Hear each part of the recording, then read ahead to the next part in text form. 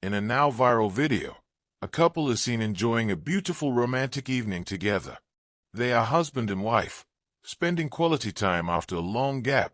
The setting is a luxurious resort, where they've come for a romantic dinner date. Music plays in the background, and the couple dances joyfully, capturing every precious moment on camera. The husband, visibly happy, records videos and uploads them as WhatsApp status updates. Everything seems perfect. They are smiling, eating, dancing, and making memories. Their children and family are waiting for them back home, unaware that tonight would mark the last happy chapter of this couple's life. What happens next will shake their entire world. The incident traces back to the city of Ludhiana, Punjab, specifically from Nalaka colony. A small, prosperous family lived here, consisting of 35-year-old Anokh Mittal, a well-known businessman dealing in battery distribution.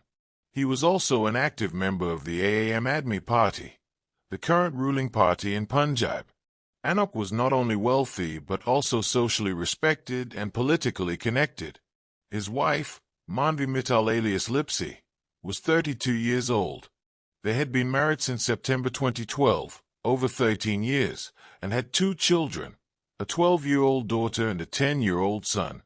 Their children studied at reputed schools, and the family lived a comfortable life with Anokh's parents and other relatives under the same roof. This tragic story unfolds on Saturday, February 15, 2025. That night, Anokh and Lipsy visited the VMAX resort located near Pohe village on Malakotla Road, around 25 kilometers from their home. The couple had come alone, leaving their children at home, to enjoy some time together. They danced to Punjabi music, laughed, and made videos. At around 10:47 p.m., Anokh posted the first status of their dance. Around 11 p.m., they had dinner, again shared via WhatsApp statuses. After dinner, they danced a bit more and enjoyed themselves until around midnight. At approximately 12:15 a.m., they left the resort in Anokh's Maruti Awas car, with Lipsy seated beside him. Just 8 minutes into their drive, they reached the Delno bypass near Rudka village, close to the Sidwan Canal Bridge. Anokh pulled over to the side of the highway, telling his wife he urgently needed to relieve himself and asked her to stay in the car. While he stepped into the bushes, suddenly 2 vehicles stopped nearby. 5 to 6 heavily built men jumped out, armed with sharp weapons. They approached Anokh and started attacking and trying to rob him. Hearing the scuffle, Lipsy rushed out of the car to help her husband. One of the attackers held a cloth soaked in some substance to Anokh's face, causing him to lose consciousness. Moments later, Anokh lay unconscious on the roadside, injured and dazed. When he regained consciousness about 20 minutes later, he found himself weak and hurt. Some of his jewelry, like his gold chain and rings, were missing, and so was their car. He called out for his wife, and a faint voice responded nearby. As he dragged himself toward her, he found Lipsy lying in a pool of blood. Her jewelry, phone, and purse were gone. The robbers had taken everything. Trying to seek help, Anokh waved at passing vehicles, but none stopped. He shouted for assistance, and finally, the owner of a nearby roadside dhaba heard him and came running. This person was the first to call the police control room and report the incident. By then, it was around 1:10 a.m. Within 10 minutes, a PCI van arrived at the scene. What was supposed to be a romantic date turned into a night of horror, one that would forever change the lives of Anokh and his family. As soon as the incident was reported, the Dillon police station's inspector and his team rushed to the scene. Both the man and woman were immediately taken to the nearest hospital, as their condition was critical. Seeing Lipsy's severe injuries, she was quickly referred to Dynant Medical College. Treatment began for both victims without delay. Fortunately, Anokh Mittal had only sustained minor injuries. Sadly, however, doctors declared Lipsy dead upon arrival. By around 2 a.m., the family and relatives had been informed about the tragedy. Shock and grief swept through them. It was hard to believe that just hours earlier, the couple had been enjoying their time at a resort. Questions began to swirl. Who were the unidentified attackers? And how did this happen so suddenly? Lipsy's body was sent for post-mortem, and a heavy atmosphere of mourning descended over the family. A broken Anokh Mittal was in tears, repeatedly saying that he had lost everything. He was now left to raise their 2 children alone. By morning, the tragic news had spread like wildfire across Ludhiana. Aam Aadmi Party supporters, especially those loyal to Anokh Mittal, began gathering outside the hospital. Friends, family, and well-wishers from Lipsy's side also arrived. Seeing them, Anokh broke down further. Media crews showed up soon after, eager to understand what exactly happened that night. There were only 2 eyewitnesses to the incident, Lipsy, who was no longer alive, and Anokh Mittal. The police tried to piece together the story through Anokh, who, through tears and trauma, gave his statement. He told them that during the scuffle, the attackers used some sort of chemical or drug to render them unconscious. After that, he remembered nothing. When he regained consciousness, everything was destroyed. This wasn't just any case. It involved a prominent businessman and ruling party member and his wife. Recognizing the high-profile nature of the case, police quickly registered an FII against unknown individuals and launched a full investigation. Another team began questioning family and close acquaintances. Could there be any personal enmity? Just 2 or 3 months ago, Anokh Mittal had joined the Aam Aadmi Party. Could that have angered someone? Was there business rivalry? The police were exploring every possible angle. By afternoon, Anokh Mittal and his supporters staged a protest outside the hospital, demanding justice. They refused to perform Lipsy's last rites until the culprits were caught and punished. While it made sense that Anokh, being a businessman and politician, might have enemies, what had Lipsy done to deserve this? On February 17th, a 5-member team of doctors conducted Lipsy's postmortem. What they found was deeply disturbing. 25 injury marks all over her body, 13 of them near the head. This level of brutality seemed excessive for a robbery. Lipsy had been wearing expensive jewelry that night, gold chains, rings, bangles, all of which were missing. Even Anokh Mittal's valuables had been stolen. Anokh later shared his account publicly with the media. Meanwhile, protesters continued their sit-in outside the hospital. Police also investigated the road where the incident occurred, looking for any clues the attackers might have left behind. The case had become a painful mystery. Who were the culprits, and why was so much cruelty involved? The area was completely deserted. No CCTV, no witnesses. Resort footage showed Anokh Mittal and his wife Manvi, aka Lipsy, had indeed visited, danced, eaten, and left together. Anokh even used the resort's washroom before leaving. What puzzled the police was the brutality Manvi faced. She had severe injuries, while Anokh had only minor ones.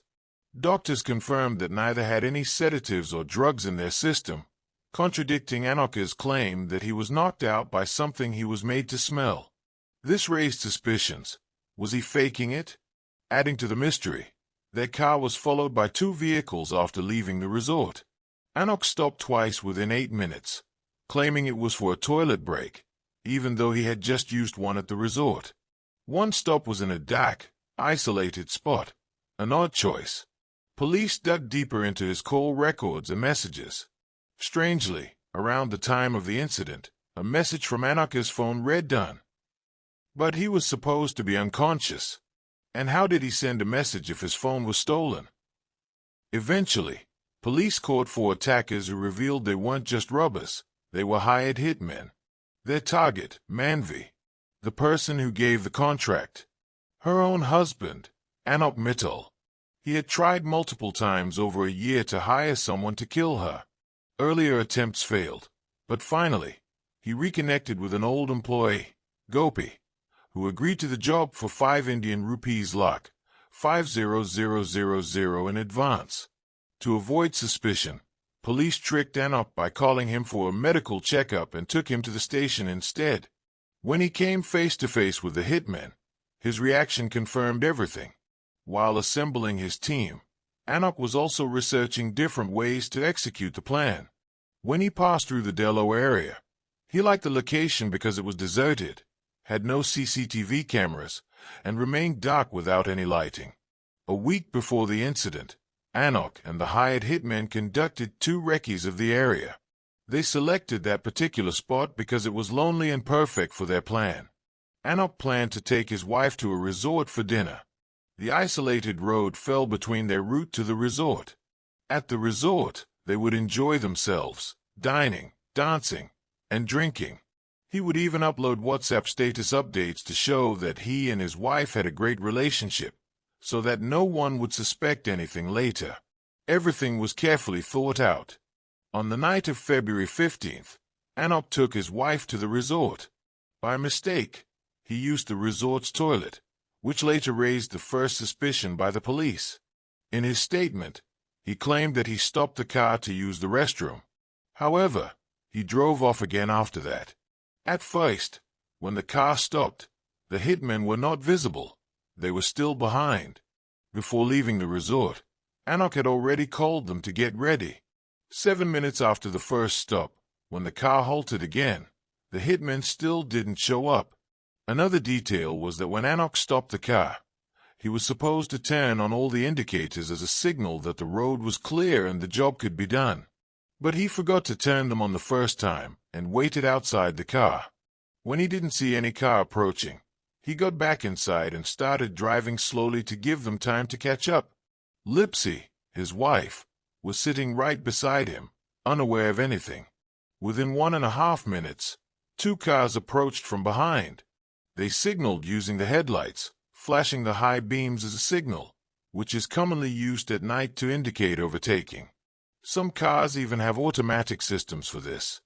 The hitmen had already told Anokh during the planning phase that when they give this signal, he should stop his car and indicate the road is clear by turning on the indicators. When Anokh saw the signal, he stopped the car and stepped out, pretending to use the toilet. This was part of the plan. A scuffle was supposed to happen so that Lipsy would step out to help her husband. She did just that, rushing to help him. That's when the hitmen used sharp weapons. To make it look like a robbery, they took away jewelry, cash, mobile phones, and the car.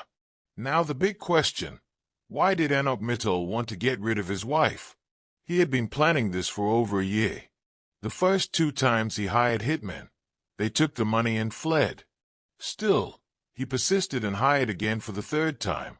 He was determined to carry it out, no matter what, even without caring about his children. The police found a contact number from his call detail records, and the message done was sent to that number. It belonged to a 24-year-old woman named Pratiksha. She had met Anokh Mittal in 2021 when she came to his shop looking for a job. Anokh hired her, and over time, they got closer. Despite being a father of 2, Anokh had fallen deeply in love with Pratiksha. He was so obsessed that he sabotaged her engagements twice. She was supposed to get married, but Anokh wanted to marry her himself. Pratiksha loved him too and wanted to marry him. Whenever her family arranged a match, she would find ways to break it off. Reports suggest her family was aware of her relationship with Anokh, even though he was married with kids. The only obstacle in their way was Anokh's wife, Lipsy. Anokh had considered divorcing Lipsy multiple times and had even hinted at it indirectly. But she refused, saying they had 2 small kids and had been married for 13 years. She also feared societal judgment. When Anokh's affair with Pratiksha started, Lipsy had already found out and strongly opposed it.